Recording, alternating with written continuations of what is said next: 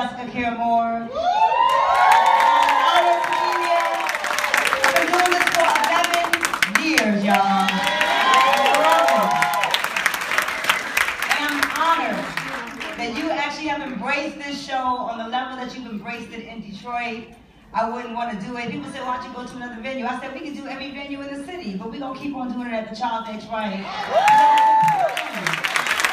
They're free rock concerts and black women, Afro-futuristic black women, right? To a place called the Charles H. Wright Museum of African American History, right? We can do any concert venue. We can be at a bar, a club, you know what I'm saying? We can do that next summer, you know, or this summer. Y'all find a corporate sponsor for me, all right?